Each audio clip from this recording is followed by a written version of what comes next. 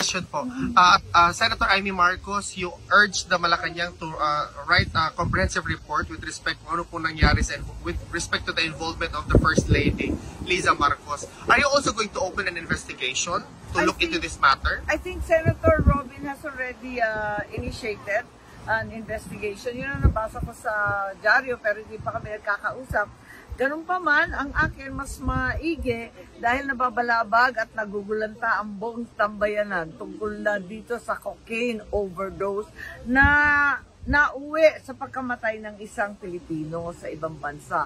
Ang laking kahihiyan at ang balita, may mga opisyal sa event na yon dahil Manila Film ang talagang pinopromote nila. Kaya kinakailangan alamin natin kung ano nangyari. Sa Malacanang naman ako nananawagan na kung maaari ipaliwanag nila para yung inosente hindi pagbintangan at yung may kasalanan o yung may accountable baga kinakailangan managot. Thank you po.